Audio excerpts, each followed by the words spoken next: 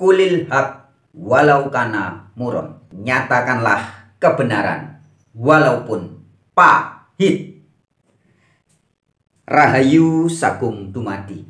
Sahabat-sahabat, di era internet ini banyak sekali dogma-dogma agama yang ternyata adalah hoax alias kebohongan-kebohongan terbongkar di era internet ini. Ya, di Indonesia aja ada banyak banget doktrin-doktrin agama yang sekarang mulai dibongkar, ketahuan tidak lebih daripada hoax, ya, kebohongan-kebohongan belaka. Beberapa waktu yang lalu, yang masih sampai sekarang, ya, dari sekitar 2-3 tahun yang lalu, masih viral, masih ramai dibahas tentang kebohongan klan Ba'alawi yang mengklaim sebagai cucu dari Nabi Muhammad. Ternyata bangsa Indonesia dibodohi, dibohongi selama puluhan, bahkan mungkin nyaris ratusan tahun, ya, oleh kelompok-kelompok Ba'alawi ini yang mengaku keturunan Nabi, keturunan Rasul, tapi ternyata tidak terbukti, ya. Dan sudah banyak yang membongkar kebohongan-kebohongan ini. Nah, sahabat-sahabat, selain hal itu, ada banyak juga doktrin-doktrin agama yang ternyata juga merupakan kebohongan. Dan salah satunya, kebohongan besar yang sering dilakukan oleh oknum ustadz, oknum ulama, ya, oknum tapi banyak itu, ya, adalah dusta, hoax, kebohongan yang disebarluaskan, yang mengatakan bahwa kitab Al-Quran di seluruh dunia hanya ada satu versi. Al-Quran itu hanya ada satu. Tidak ada Al-Quran banyak versi. Dan karena kebohongan atau dusta ini begitu gencar dikabarkan oleh ustadz, oleh ulama-ulama, sehingga akibatnya banyak orang yang percaya atau menyangka apa yang mereka sampaikan adalah kebenaran. Bahwa Al-Quran adalah suatu kitab yang hanya ada satu versi saja. Tidak ada banyak versi. Tidak ada pertentangan, tidak ada perbedaan. Nah, sahabat-sahabat, jika ada di antara Anda yang masih memiliki keyakinan atau masih memiliki persepsi, asumsi, imajinasi, hayalan bahwa kitab suci Al-Quran di seluruh dunia itu tidak ada perbedaan, semua sama, hanya ada satu versi, dan tidak ada ayat-ayat Al-Quran yang berbeda-beda arti, yang berbeda-beda makna, tidak ada. Video ini cocok untuk Anda. Dan siap-siap, simaklah video ini dari awal sampai akhir. Sebab keyakinan yang seperti itu akan hancur lebur berkeping-keping setelah Anda menyimak edukasi berdasarkan riset yang dilakukan oleh Dr Shehzad Saleem. Melalui video ini, Dr Shehzad Saleem mengungkapkan fakta bahwa sesungguhnya Al-Quran yang ada di Arab itu ada banyak versi. Dan bagi Anda yang masih mempertanyakan atau minta bukti, ingin bukti, mana buktinya ayat Al-Quran dari berbagai versi itu yang berbeda makna, berbeda arti, silakan simak video ini. Melalui video ini, Dr Shehzad Saleem, ya, seorang peneliti Al-Quran, ahli peneliti dan sejarah Al-Quran, membuktikan apa yang ingin Anda minta. Oke, langsung saja kita simak videonya. Demikian.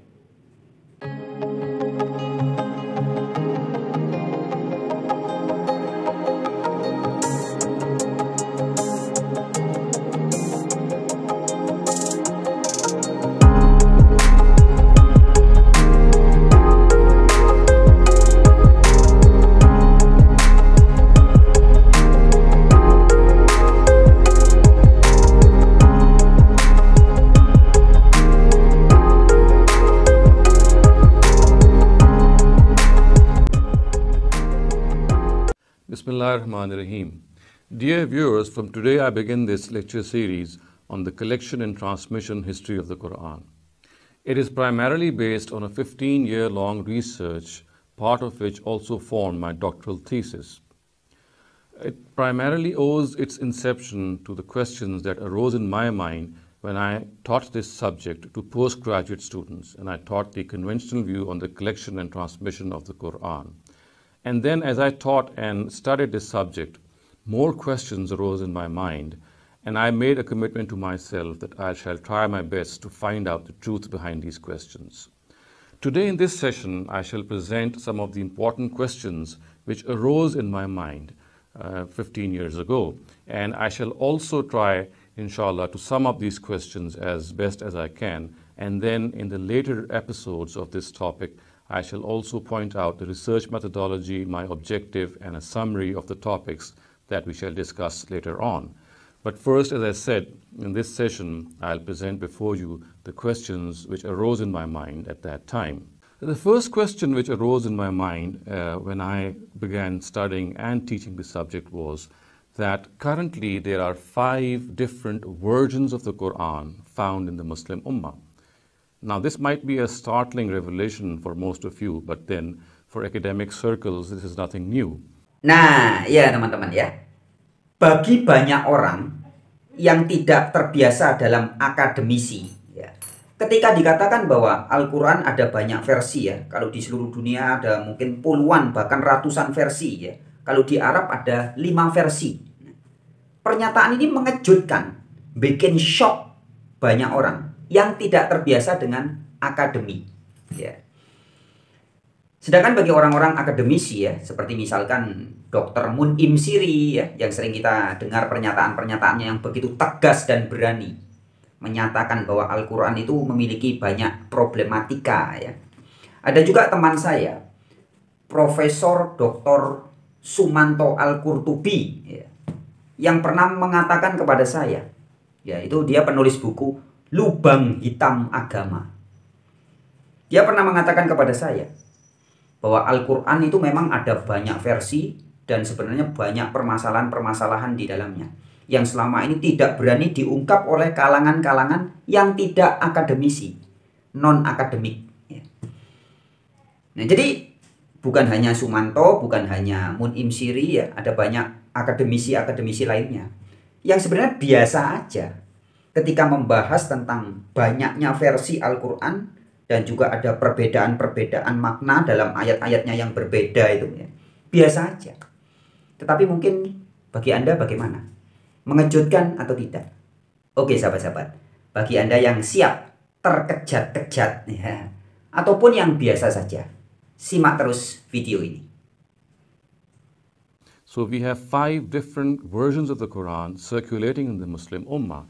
We have this famous version, or I would say the Riwayah of Hafs from Asim, which is the Qur'an, which is taught in most parts of the Muslim Ummah and which is known to most of us. And these Qur'ans, as I would point out, are actually named after a famous reciter who used to recite the Qur'an in a particular way. And when I say reciter, it does not merely refer to pronunciation. It also refers to variation in words. So when I say there are 5 versions, it means that there are 5 different versions which have different words at times. There are verbs which are different. There are nouns which are different. There is a difference between plural and singular. There is a difference between declensions or the i'rab. And then we have other differences as well. So the first of these Qur'ans, as I said, which circulates in most of the Muslim Ummah, is called the Riwayah of Hafs from Asim. And the second of these versions is called the Riwayah of Warsh and Nafi. And this is also, this Quran circulates in most parts of Morocco and Algeria, and almost all of, in fact, Morocco and Algeria read the Quran on the Riwayah of Warsh from Nafi. Warsh and Nafi, and as I previously said, Hafs and Asim, all these are reciters. Hafs is the student of Asim, and similarly Warsh is a student of Nafi.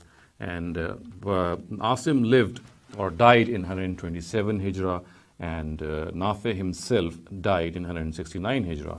The third version of the Quran, which is prevalent in most parts of Libya and Tunisia, it is called the Riwayah of Qalun from Nafi. Now, Nafi, again, he had 2 students. The previous version was from Warsh, and this is from his other student, Qalun. So this is the third version of the Quran. Now, the fourth version of the Quran is found in parts of Sudan.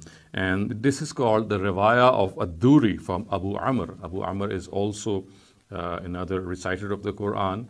And may I also point out that Asim himself lived in Kufa and Nafi in Medina, and Abu Amr, of whose qiraat I'm just mentioning, he's lived in Basra. And as I said, his Quran is found in most parts of Sudan. And finally, we have the Quran of Hisham. The Riwayah of Hisham from the qiraat of Abdullah ibn Amir. Abdullah ibn Amir was a reciter of Damascus, and he died in 118 Hijrah. So these are 5 different versions of the Quran circulating in the Muslim Ummah currently.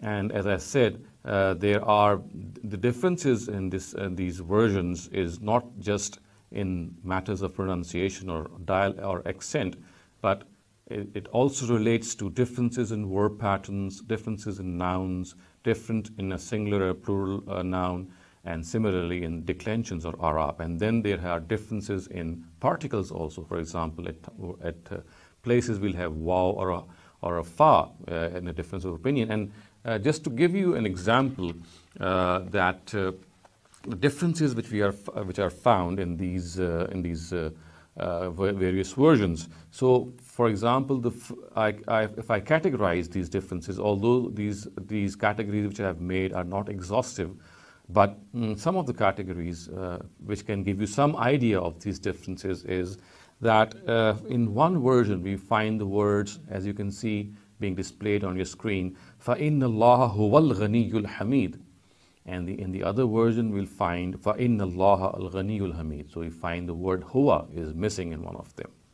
Similarly, there is this difference in singular and plural nouns. So the first of these verses which I cited was Surah Hadid's 24th verse, and now I will cite Surah Tahrim's 12th verse. And the words of this verse in one of the versions is وَصَدَّقَتْ بِكَلِمَاتِ رَبِّهَا وَكُتُبِهِ وَكَانَتْ مِنَ الْقَانِتِينَ. And the words in another version are وَصَدَّقَتْ بِكَلِمَاتِ رَبِّهَا وَكِتَابِهِ. وَكِتَابِهِ. In the previous we had the plural kutub, and now we have kitab. وَكِتَابِهِ وَكَانَتْ مِنَ الْقَانِتِينَ. And then we have also the differences in verb patterns. For example, in one verse of Surah Araf, which is verse 141, the words are is anjaynakum min ali fir'auna yasumunakum su'al azab yuqattiluna abna'akum. يُقَتِّلُونَ أَبْنَاءَكُمْ. And in another version, the words are يَقْتُلُونَ أَبْنَاءَكُمْ. And then again, we have a difference in declensions or the Arab. And in Surah Lahab, the 4th verse reads in most versions as حَمَّالَةَ الْحَطَبِ فِي جِيدِهَا حَبْلٌ مِّن مَّسَدٍ. Why some versions say حَمَّالَةُ الْحَطَبِ. So it is declined in the nominative, while the first one is declined in the accusative.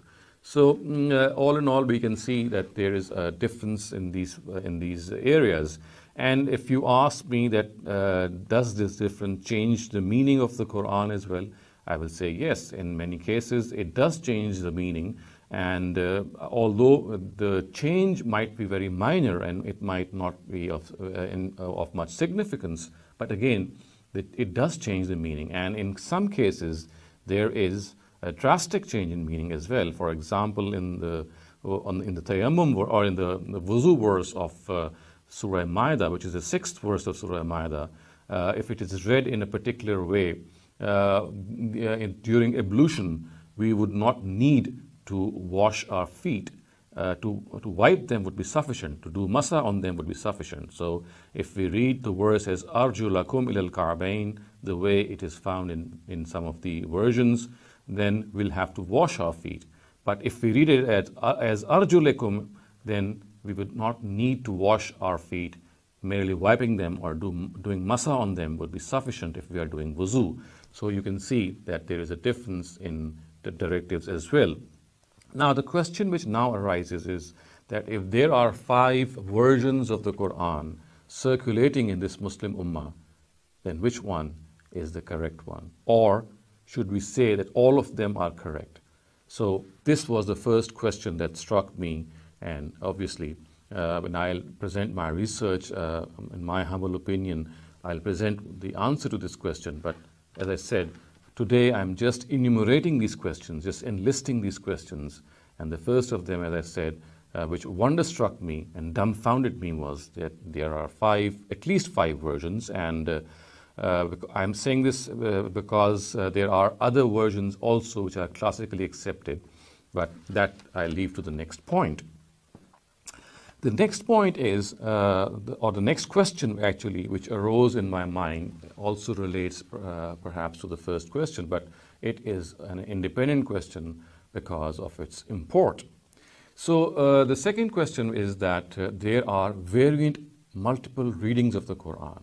The Quran can be read in various ways, in multiple ways. And why? Because our scholars say that these multiple ways have been sanctioned by the Prophet. But when they say this, they do not cite any criteria from the Prophet. But what they do is they cite their own criteria in this regard, and they say that if any reading of the Quran, any recital of the Quran is sanctioned by three criteria, then it can be accepted as a verse of the Quran. That particular recital will be a verse of the Quran. And these three criteria are very, very famous, and any person who has even a slight knowledge of the Qur'an science, he knows that a Qur'an or a reading should be in accordance with the rules of the Arabic grammar, and then it should be reliably traced back to the Prophet Muhammad sallallahu alaihi wasallam. And the third criteria is that it should be in accordance with any of the Usmanic copies. So any reading, any recital which is in consonance with these three criteria is regarded as acceptable. And may I show you, viewers, that if I show you this Quran before me and I open up any page of the Quran, you'll find on its sides other variant readings of a particular verse which is mentioned in the main text are mentioned in the margins, and you can see that there's hardly a page in this whole corpus of the Quran which is devoid of any variation in this reading. And this variation in reading, again, as I said, is basically acceptable to all our scholars if these readings conform to these standards which I have just narrated before you. And viewers, also interesting is the fact that these readings, as I said, at times they do not have a very significant change in the meaning, but at many a time we have significant changes in the meaning as well. Because when words change, when we find that there is a difference in declensions, in the verb patterns, in nouns, the meaning obviously changes. And just to quote a very glaring example, in again the same verse, Surah Maida's 6th verse, we find that in the case of dry ablution or tayammum, now one verse has the words "Aw lamastumun nisa," or I would say most versions, which means that if men have had intercourse with their wives, and they do not find water for ablution, then they can do tayammum.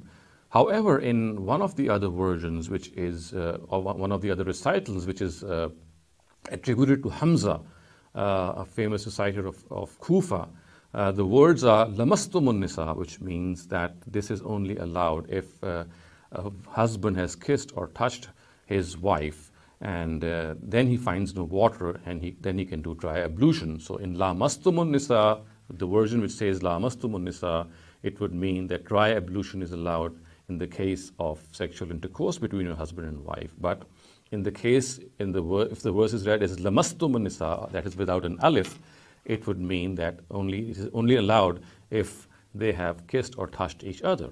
So you can see that merely this variation produces a difference in directives as well.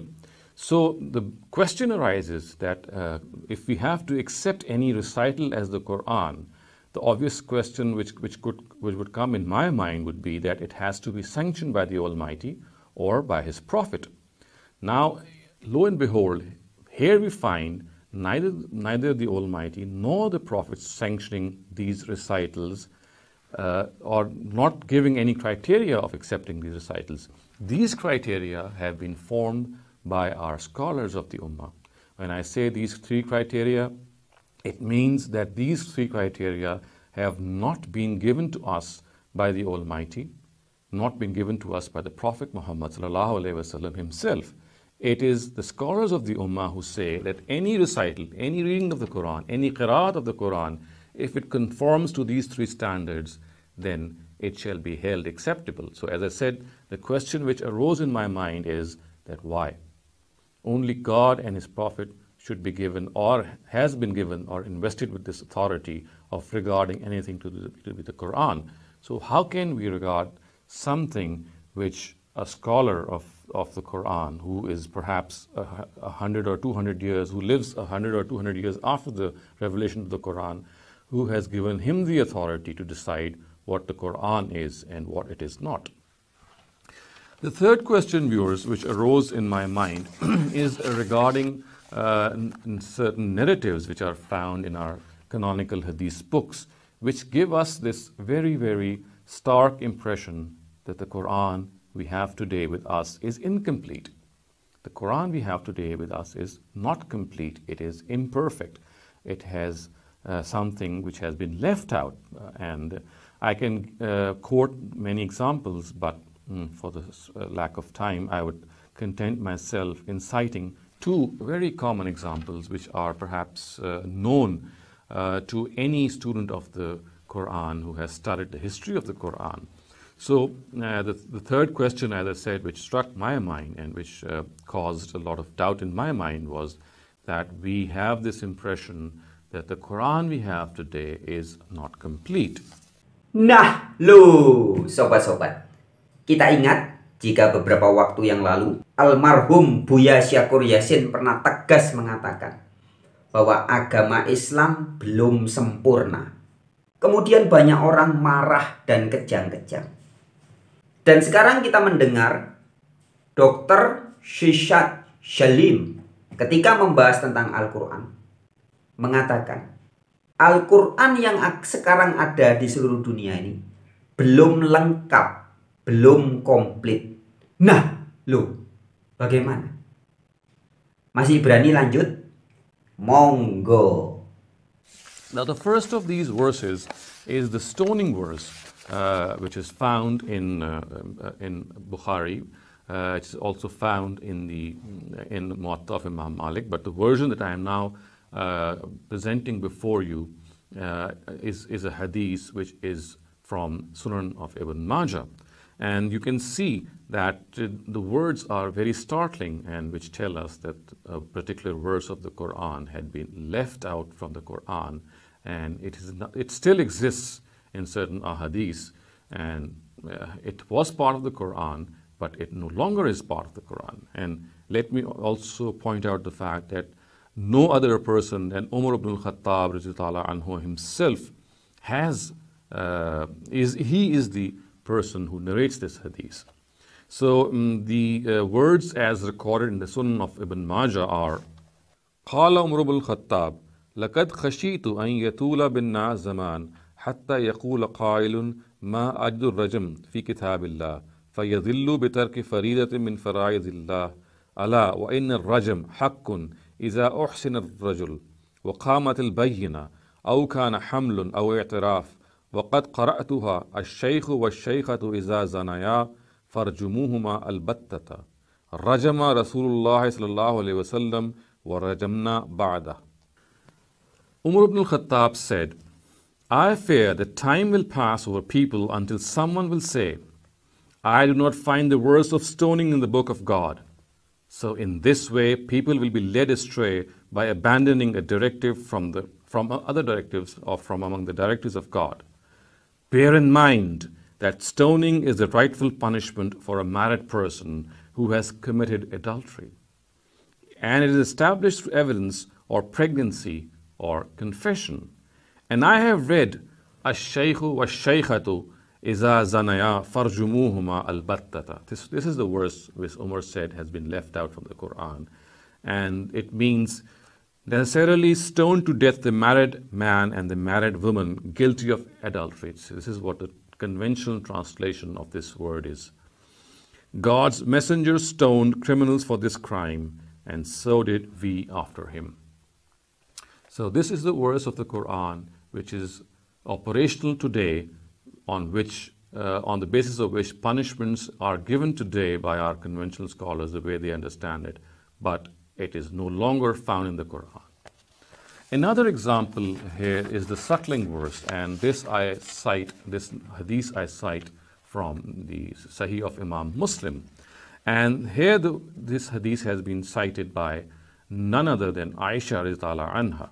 So the words are, An Aisha annaha qalat kana fima unzila min al-Qur'an ashru raza'atin ma'lumat yuharrimna summa nusikhna bi khamsin ma'lumat fatuwfiya Rasulullah sallallahu alayhi wasallam wa hunna fima yuqra'u min al-Qur'an.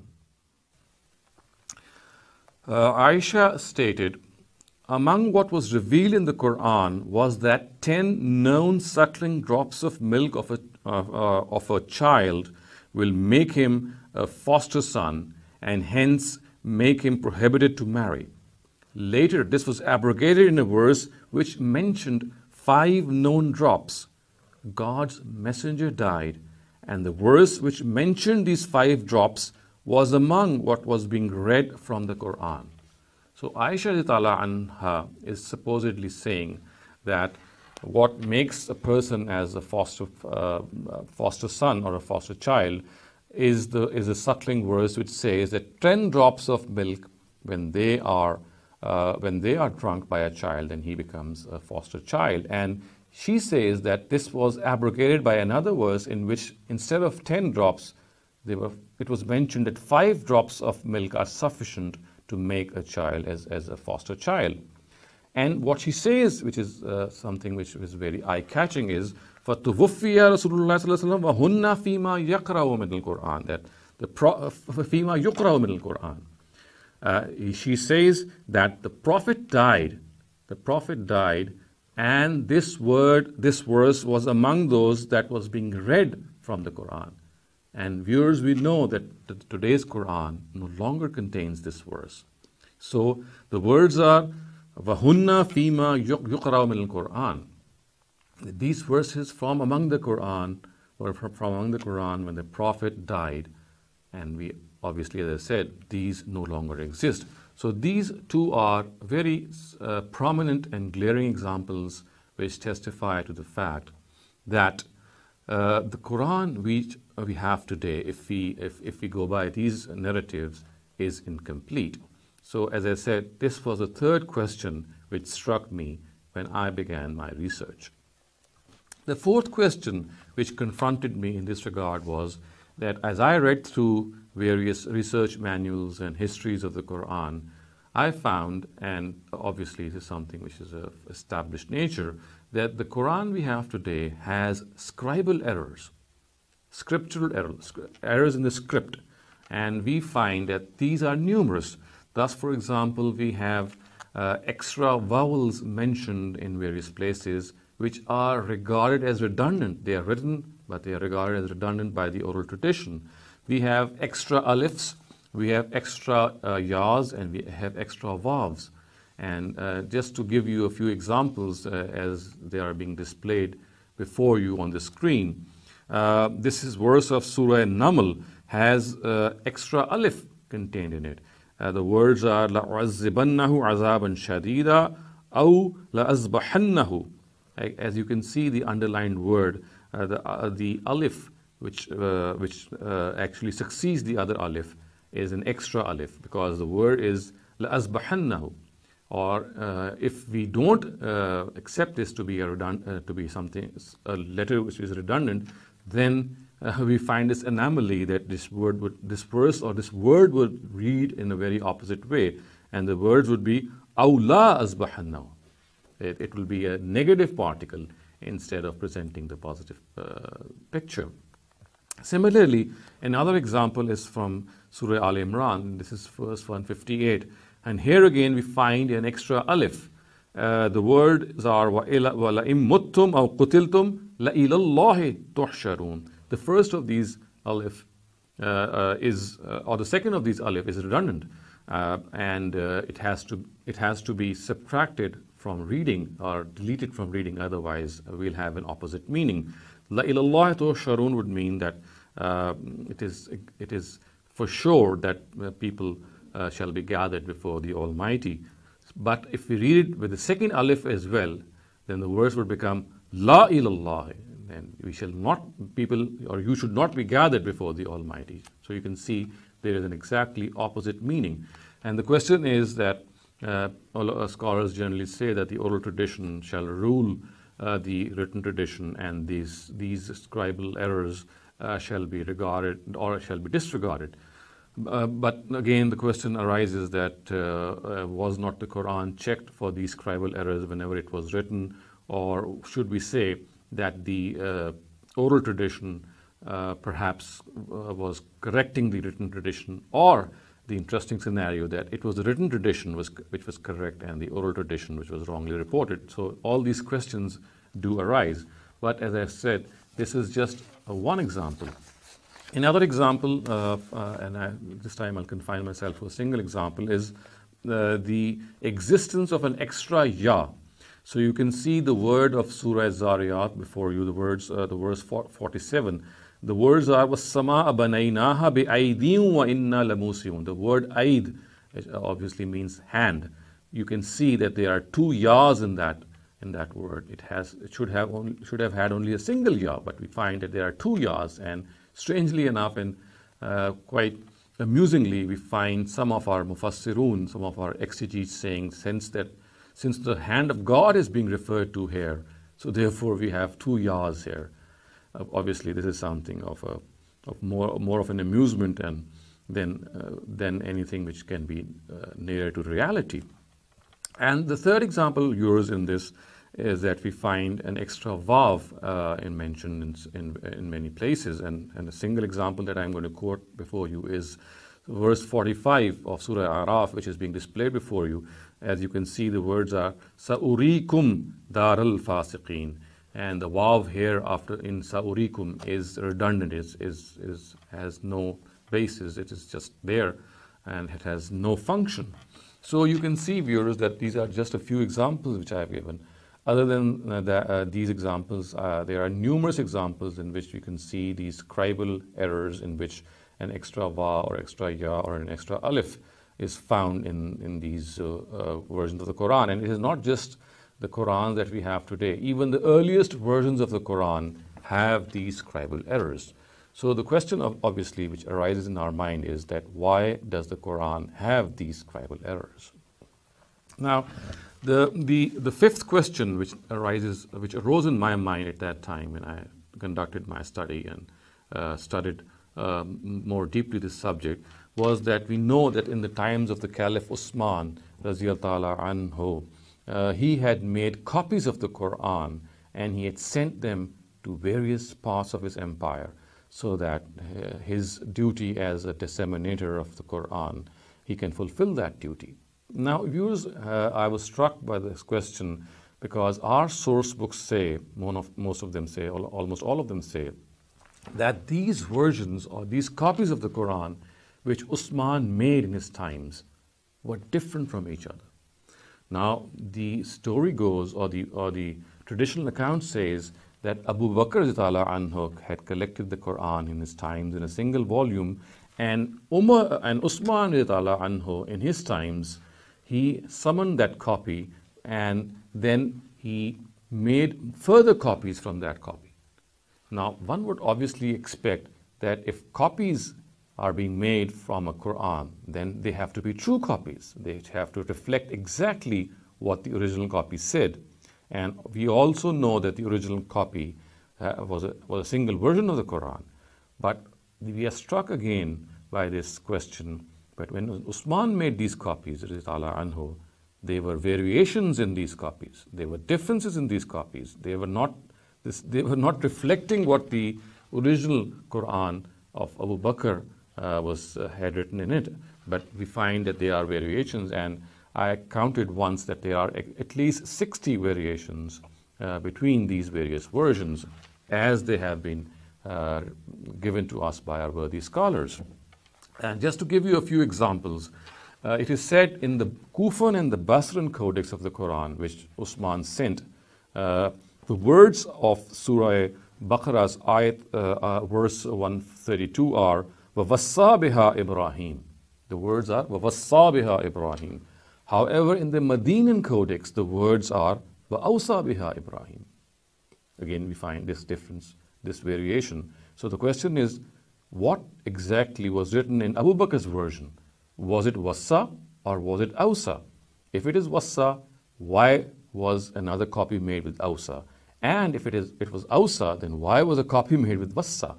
And obviously, viewers, we could not have seen both these words written on that Quran, because we find that Abu Bakr's version was of basically a single Quran, or a single version of the Quran. Similarly, viewers, in the Medinan and the Basran codex, the words were وَوَصَّيْنَا الْإِنسَانَ بِوَالِدَيْهِ حُسْنًا. However, in the Kufan codex, which Usman sent to Kufa, the words were وَوَصَّيْنَا الْإِنسَانَ بِوَالِدَيْهِ إِحْسَانًا. So in the Basran and the Medinan codex, the words were husna. The last word was husna, and in the Kufan codex, it was ihsana. And again, another example, in the Iraqi codex, the words were هُوَ الَّذِي يُسَيِّرُكُمْ فِي الْبَرِّ وَالْبَحْرِ. But in the Syrian codex, the words are هُوَ الَّذِي يُنْشِرُكُمْ فِي الْبَرِّ وَالْبَحْرِ. So we have a difference of words. In the Iraqi codex, the words were يُسَيِّرُكُمْ, and in the Syrian codex, the words are يُنْشِرُكُمْ. So this was the fifth question which confounded me, that why were copies of the Quran in the times of Usman different from one another, and he even sanctioned them.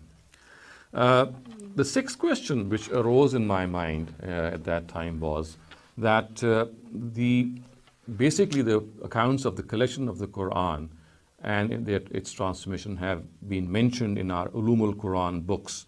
And these Ulumul Quran books obviously reflect our history.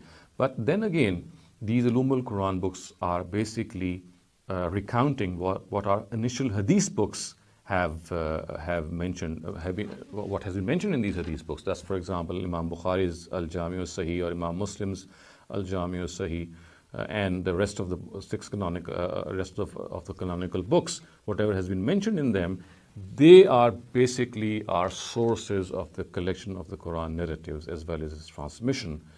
But when I studied the accounts or the earliest histories of Muslims, in particular of the Tabaqat of Ibn Sa'd, who died in 230 Hijrah, then the Al-Ma'arif of Ibn Qutayba, and similarly Tabari's Tariq, I found these are the three earliest of Muslim histories. I found that there was an absolutely lack of corroboration from these accounts. And when I say this because that all these books, in particular the Tabaqat of Ibn Sa'd, it mentions the biographies of all the famous companions. It mentions the biographies of people who figure in the collection of the Quran narratives, people like Usman, people like Umar, anhu. Similarly, find Hafsa, anha. We find people who had been assigned the task of collecting the Quran, like Zayd ibn Sabit, Abdullah ibn Zubair, and others. We have biographies of all these people. We have the biography of Huzaifa ibn al-Yaman, the famous general of Usman, who had actually reported differences in reading the Quran. But what fails to find mention in all the biographies of all these people in these books is that they had nothing to do with any collection of the Quran role which they have alleged to play in our Hadith books.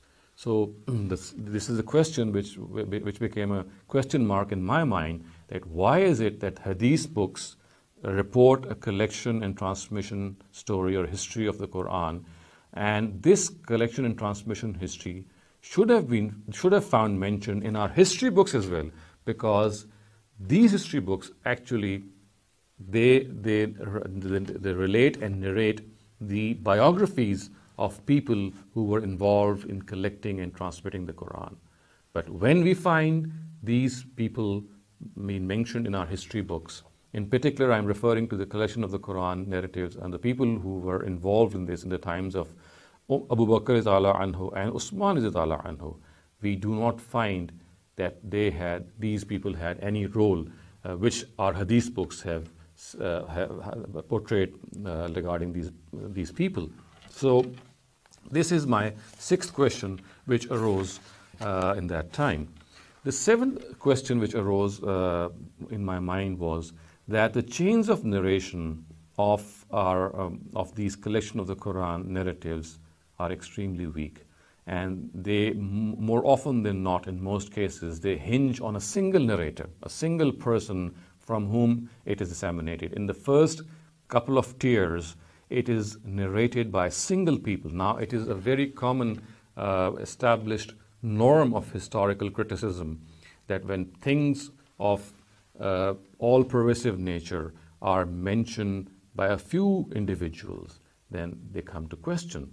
When the nature of something is such that it has to be transmitted, or it should have been transmitted by many people, but we find just a single person narrating it, and after him, a single person narrating it as well, then it comes to question that did this event actually take place or not?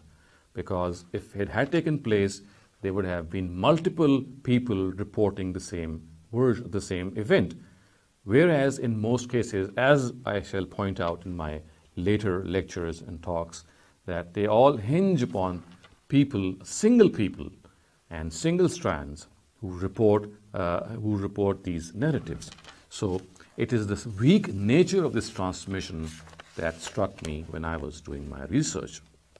The eighth question which arose in my mind was that there is a serious and a severe difference in the reporting of the collection of the Quran in the Sunni and the Shiite books. We have absolutely different Sunni and Shiite accounts of the collection of the Quran.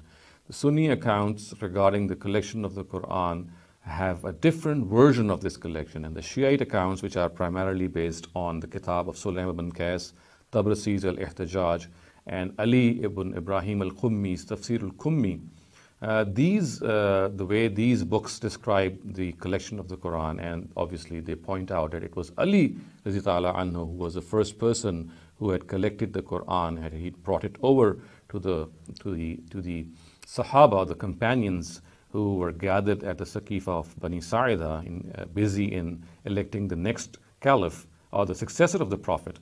When he had come over to them and presented the Quran, which was with him, and he had said that it was given to him by the Prophet, and he had collected it, and he has brought this before them.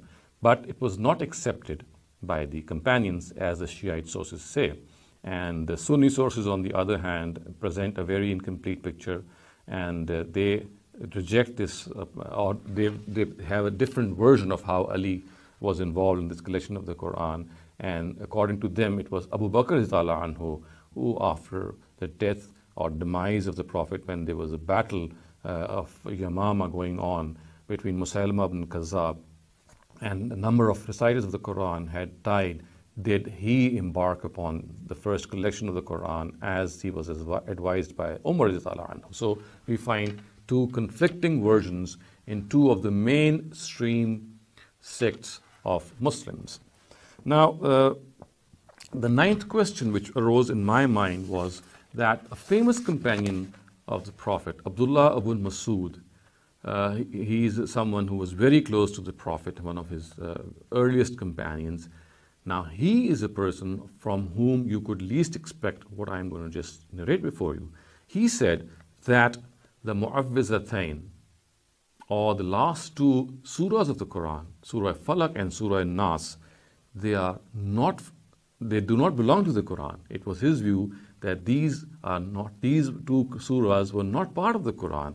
And as has been reported that Kana Abdullah yahukkul mu'awwizatain min masahifihi, that he would delete the mu'awwizatain, the last two surahs of the Quran from the Masahif. وَيَقُولْ إِنَّهُمَا لَيْسَتَا مِنْ كِتَابِ اللَّهِ تَبَارَكَ وَتَعَالَى. He would say that these are not, they do not belong to the book of God. So this is what Abdullah ibn Masud would say, as has been recorded by our hadith books. Now, the 10th question which arose in my mind was regarding the arrangement of the surahs in the companion codices. Now, as you can see, the order of the Quranic surahs in Abdullah ibn Masud's codex and of Ubay ibn Ka'b's codex is being displayed before you. And this has been brought to surface by Ibn Nadim's Al-Fahrist and Suyuti's Al-Itqan. And they have displayed this arrangement in their own books and said that this is how the Quran was arranged in the companion codices. Again, this question struck me that if the Quran had a different arrangement and different companions, and the Quran of Usman again had a different arrangement, then which is the correct arrangement? Why should we give up the arrangement of the other Sahaba and we stick to the arrangement which is found in the codex of Usman anhu? So the numbers that you see, viewers, being displayed before you are the numbers which are found, are the number of the surahs. They represent, each number represents a surah in the Usmanic codex. So these numbers actually are the surahs which are the Usmanic surahs, and the way they have been arranged in these two codices of Abdullah ibn Masud and Ubay ibn Ka'b respectively, you can see how starkly this arrangement is different in their codices. Now, the 11th question which struck my mind is that the orthography of the Quran, or the orthographic history of the Quran, in which vowel sounds and diacritics were inserted and the way it has been mentioned, it actually belies common sense. And the history which is generally recorded in various orthography books is that the vowel sounds were first of all, it is said that the text written, the earliest text, was devoid of vowel sounds and was also devoid of diacritics. And that would mean that the way a word should be pronounced and the way a word actually is, similar words which differ with each other by virtue of diacritics, this would not be available, it would not be apparent in that skeletal text. It is said that the vowel sounds were inserted first, and then later on, in the times of Hajjaj ibn Yusuf, the diacritics were inserted. So Abul Aswad al-Duwali is the person who first inserted the vowel sounds, and later on, about 2 or 3 decades later, Hajjaj ibn Yusuf in his time summoned some of the other people who actually then inserted diacritics. Now, the common sense question which came to my mind is that should it not have been the reverse? Because diacritical marks, or the nuqat, they are an inseparable part of a letter. If at all any insertion had to be made, it should have been the diacritics which should have come first, and then later on these vowels should have come. Because merely inserting the vowels and not being able to differentiate between a ra and a za, and a ta and a za, and a sin and a sheen, or a sa and a sha, what good would have been vowel sounds? What good have been the Arab if, in the absence of these diacritics, the Quran could still be read in various ways? So, in my mind, the history of this history of the orthography of the Quran, the script of the Quran, presented a very, very strange question. To me, the diacritics should have been inserted first, and then these vowel sounds should have been inserted, if at all the story, the way it has been narrated in our books, is true. So this is what the question that struck my mind, and it formed the 11th question. Now the 12th question which struck my mind and which also caused doubt in my mind was that famous narrative which most of you would be knowing, is the revelation of the Qur'an on 7 ahruf. It is said that the Qur'an has been revealed on 7 ahruf, and This again, this narrative is found in Bukhari, it is found in Warta, it is found in, its variations are so many that most of our scholars regard this narrative to be mutawatir. They say that it is a mutawatir hadith, and strangely, not a single person is in a position to decipher what actually is the meaning of this narrative. We find different opinions, a plethora of opinions, people citing over 30 interpretations of this narrative. And a person of the caliber of Imam Suyuti has said that this narrative is among the mutashabihat, or the meaning of which is only known to God. And viewers, this narrative is one of the basic narratives in Muslim transmission and collection Quran history, because it is this narrative on the basis of which multiple readings of the Quran are accommodated and allowed. And lo and behold, we find that our Muslim scholars, they have different opinions regarding this narrative. When it is said that the Quran was revealed on 7 ahruf, we are not in a position to definitely say what this ahruf means and what the word or letter 7 or the number 7 refers to. Thus, for example, some very common interpretation is that some people say that the 7 ahruf are 7 ways of pronouncing a word. Some say that there are 7 types of Quranic verses. This is what the meaning of 7 ahruf is. Other people say that 7 denotes 7 dialects of Arabia. Some other people say that 7 ahruf denotes 7 different types of Quranic verses, and so on and so forth. And we have even scholars who say that it denotes 7 synonyms of the Quran. So there are so many different versions of interpretation of this narrative, and it is so central to the collection and transmission of the history of the Quran, and finding so much diverse opinions and people who have different opinions regarding this narrative and still accepting it to be a central narrative in the collection and transmission of the history of the Quran, in spite of accepting the fact that we are not very sure what it means, is again something which really dumbfounded me. Finally, viewers, the 13th question, and I would say that these are some of the questions which I am citing before you.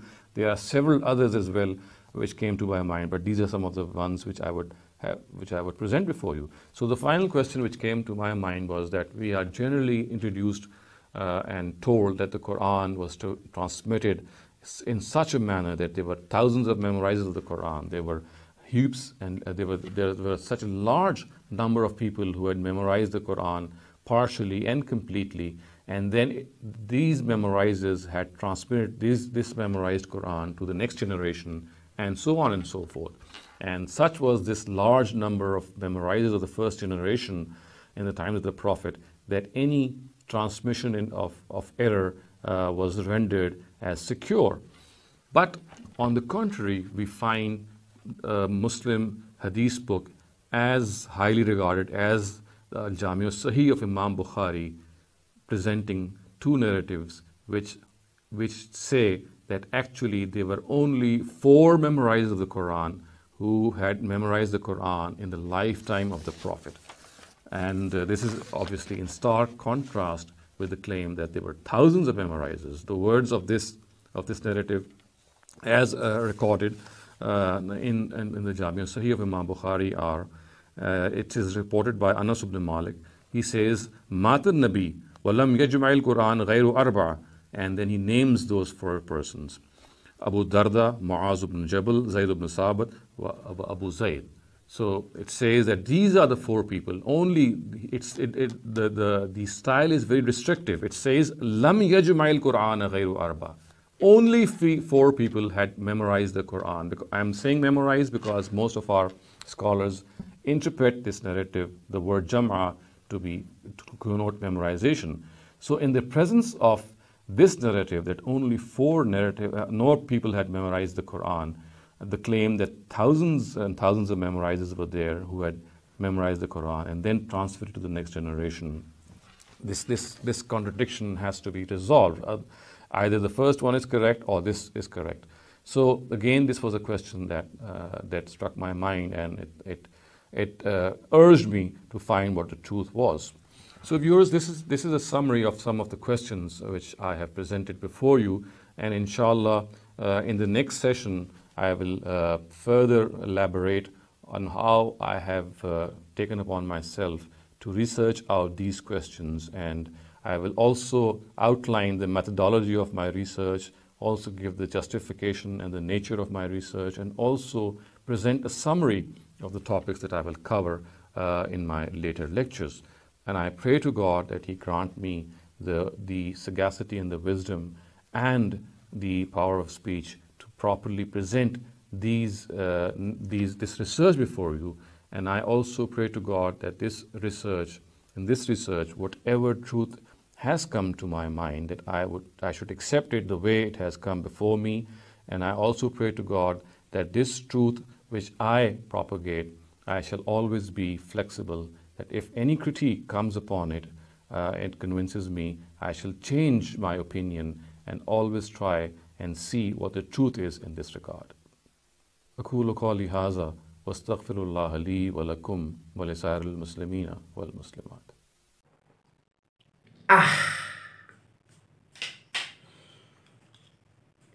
Jeng jeng. Yeah.